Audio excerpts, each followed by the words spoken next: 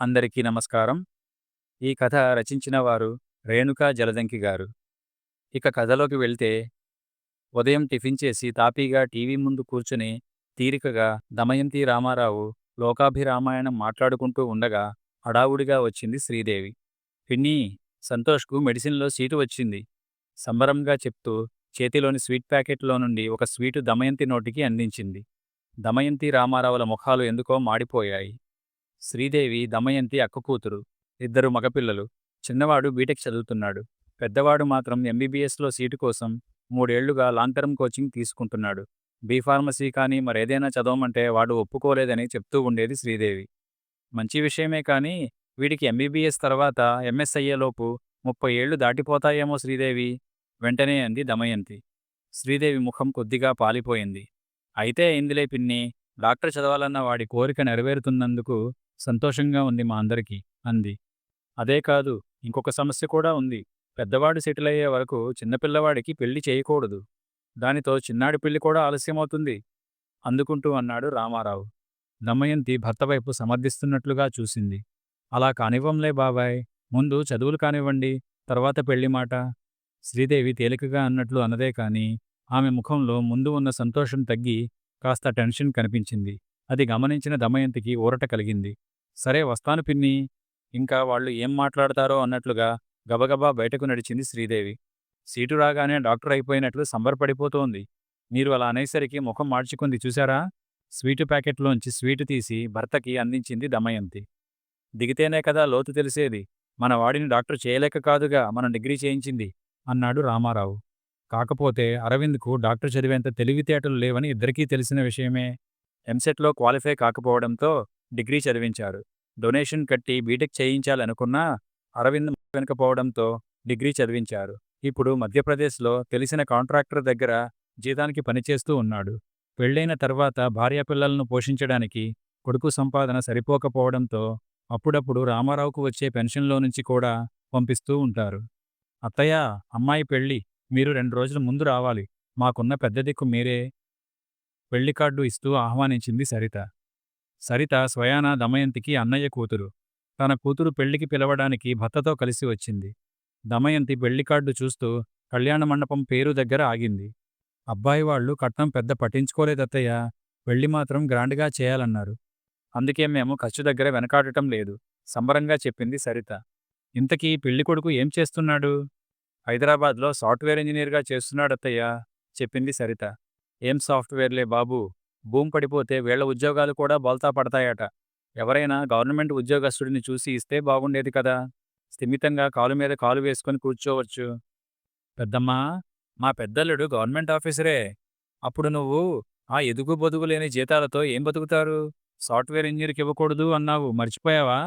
దమయంతిని ఆట పట్టిస్తున్నట్లుగా అన్నాడు సరిత భర్త నరేష్. ఇంతకీ కట్నం ఎంతిస్తున్నారు? కట్నం వద్దన్నారని అసలు ఏమి ఇవ్వడం లేదా? వెంటనే మాట మార్చేసింది. కాని ఆమెకెందుకో సరిత భర్త అలా మాట్లాడటం నచ్చలేదు. 30 తులాల బంగారం, ఓ ప్లాటు అత్తయ్య, అంది సరిత. ప్లాటు అమ్మాయి పేరు మీద రాయండి, అల్లుడి పేరు మీద రాసిస్తావేమో. ఈ రోజుల్లో ఎవరు ఎలాంటివారో తెలియడం లేదు. మా పక్క ఫ్లాటులో రాజారాం కూతురికి పెళ్లి అయిన 4 నెలలకే దాని ఆస్తంతా తెగనమ్మాడు ఆ అమ్మాయి మొగుడు, అంది. ఈసారి సరిత, నరేష్ కాసేపు ఏమీ మాట్లాడలేదు. కాని వారి ముఖాలలో సంతోషం కనిపించలేదు. దమయంతికి మాత్రం వాళ్ళనలా చూస్తుంటే లోలోపల సంబరంగా అనిపించింది.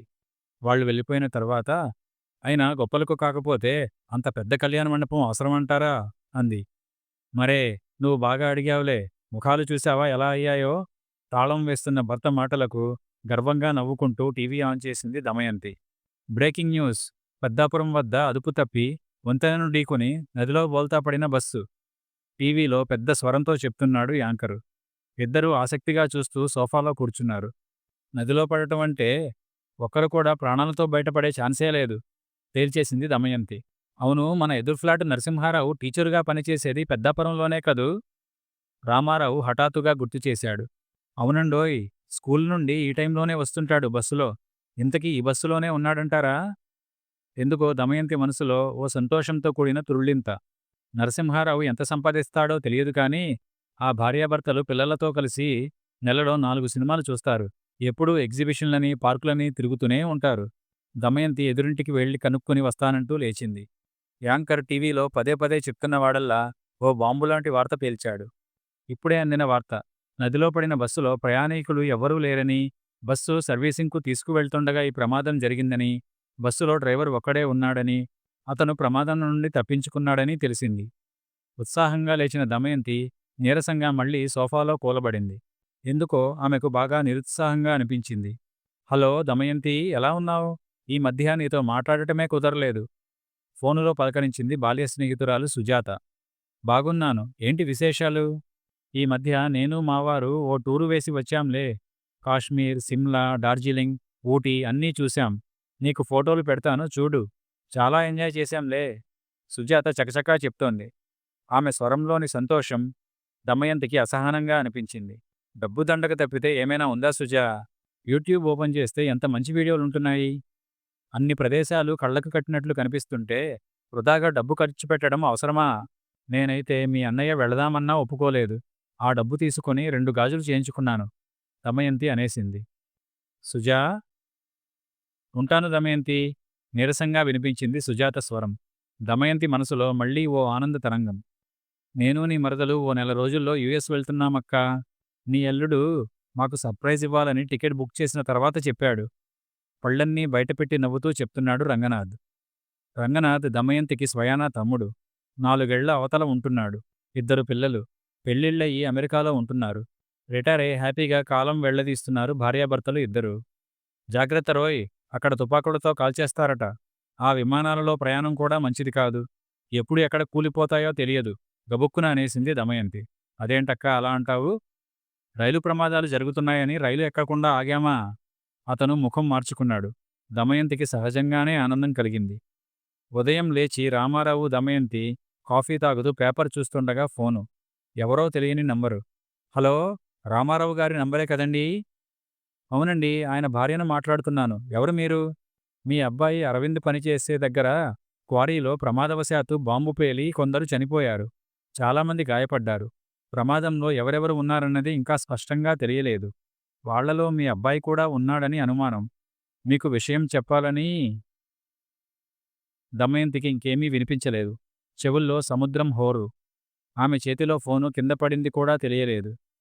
దమయంతి, దమయంతి, అక్కా, పిన్నీ, అత్తయ్యా. రకరకాల పిలుపులు ఆమె చెవులను గట్టిగా తాకడంతో ఒక్కసారిగా లేచి కూర్చుంది. వేగంగా కొట్టుకుంటున్న గుండెను అదుపులో పెట్టుకోబోయింది. వీలు కాలేదు. ఒక్కసారిగా బావురుమంది. అరవింద్! నాన్నా! బాబూ! ఆక్రోశంతో, ఆవేదనతో వెర్రికేకలు వేయసాగింది. అక్కా, మన అరవింద్కు ఏమీ అయి ఉండదు. నువ్వు కంగారు పడకు. మేము వెళ్తున్నాం అక్కడికి. ఆమె చేతిలో చేయి వేసి చెప్తున్న రంగనాథ్ వైపు వెర్రిగా చూసింది దమయంతి. పిన్నీ, భయపడొద్దు. ధైర్యంగా ఉండు. దేవుడున్నాడు. అరవింద్కు ప్రమాదం జరిగి ఉండదు. సంతోష్ తన ఫ్రెండ్స్తో బయలుదేరి వెళ్ళాడు. దమయంతి భుజాల చుట్టూ చేతులు వేసి ఆర్తిగా దగ్గరకు తీసుకుంటూ అంది శ్రీదేవి. అత్తయ్యా, ఆ ప్రమాదంలో అరవింద్ ఉన్నాడో లేదో కూడా తెలియదు. లేడనే అనుకుని దేవుడిని తలుచుకుందాం. అంతా మంచే జరుగుతుంది. సరిత చెప్తోంది. ముందు ఆమెకు కాస్త మంచినీళ్లు తాగించండి. ఎదురు ఫ్లాటులో ఉన్న టీచర్ నరసింహారావు భార్య ఉమ అంది. దమయంతి కళ్ళు తిప్పి పక్కకు చూసింది. భర్తను భుజాల చుట్టూ చేయి వేసి పట్టుకుని ధైర్యం చెప్తున్న నరసింహారావు కనిపించాడు. ఓ 2 గంటల తర్వాత, పిన్నీ, సంతోష్ ఫోను. మీతో మాట్లాడుతాడట. ఫోను దమయంతికిచ్చింది శ్రీదేవి. అమ్మమ్మ, కాన్ఫరెన్స్ కాల్ కలిపాను. అరవింద్ మామ మాట్లాడుతున్నాడు విను. సంతోష్ స్వరంలో సంతోషం. అమ్మా! అరవింద్ గొంతు కాస్త నీరసంగా. నాన్నా! దమయంతి బావురుమంది. ఎలా ఉన్నావురా? నీకేం కాలేదుగా? కాస్త తమాయించుకుని అడిగింది. చిన్న చిన్న దెబ్బలేనమ్మా, పర్లేదు. డ్రెస్సింగ్ చేసి మందులు ఇచ్చారు. నా ఫోను అక్కడే పడిపోయింది. అనవసరంగా మీకు చెప్పి ఎందుకు కంగారు పెట్టడం అనుకున్నాను. తీరా చూస్తే మీకు ఎవరో ఫోన్ చేశారని, నువ్వు కంగారు పడుతున్నావని సంతోష్ హాస్పిటల్ నంబర్కి ఫోన్ చేసి కనుక్కుని నీకు ఫోను కలిపాడు. ఉంటానమ్మా, దిగులు పడకండి. ఫోను పెట్టేశాడు. అమ్మమ్మ, విన్నావుగా? మామ బాగున్నాడు, దిగులు పడకు. ఫోనులో చెప్తున్నాడు సంతోష్. దమయంతి ఒక్కసారి గట్టిగా ఊపిరి పీల్చుకుంది. సంతోష్, మెడిసిన్లో సీటు వచ్చిందట కదా? బాగా చదువు. మన కుటుంబాల్లో ఇంతవరకు ఎవరూ డాక్టర్లు కాలేదు. నీతోనే ప్రారంభం. సంతోషంగా అభినందనలు చెప్పింది దమయంతి. అక్కా, బావా, సాయంత్రం 7 గంటలకు ట్రైనుకు టికెట్లు బుక్ చేశాను. అరవింద్ దగ్గరకు వెళ్ళండి. వాడిని చూస్తే కాస్త మీ ఇద్దరికీ మనసు స్థిమితంగా ఉంటుంది. రంగనాథ్ చెప్తుంటే ఎందుకో భార్యాభర్తలు ఇద్దరికీ కళ్ళల్లో నీళ్లు తిరిగాయి. మీరు అమెరికా వెళ్ళేలోపు వచ్చేస్తానులే. పిల్లలకు పచ్చళ్ళు, పొడులు చేసిస్తాను. ఇక్కడి తిండికి మొహం వాచిపోయి ఉంటారు. తమ్ముడి వంక ఆప్యాయంగా చూస్తూ అంది దమయంతి. మీరు భోజనం ఏమీ చేసుకోవద్దాంటీ, నేను పంపిస్తాను. మీరు ప్రయాణానికి అవసరమైనవి సిద్ధం చేసుకోండి అంది నరసింహారావు భార్య. దమయంతి మూగగా తల ఊపింది. ఆ క్షణం ఆమెకు చిన్నప్పుడు సాయంత్రం దీపారాధన చేస్తూ అమ్మ వల్లించే పద్యం జ్ఞాపకం వచ్చింది. ఇరుగు చల్లన, పొరుగు చల్లన, ఇంట్లో చల్లన, వీధిలో చల్లన అంటూ అమ్మ భక్తితో చేతులు జోడించి దేవుడి ముందు నిలుచుని ప్రార్థిస్తుంటే, ఇరుగు పొరుగు ఎలా ఉంటే నీకెందుకమ్మా అని తను ఫక్కున నవ్వేది. ఇరుగు పొరుగు చల్లగా ఉంటే మనకేదైనా కష్టం వచ్చినప్పుడు ఆదుకోగలరు తల్లీ. వాళ్ళు ఇబ్బందిలో ఉంటే మనకేం సహాయం చేయగలరు? అమ్మ చెప్పేది.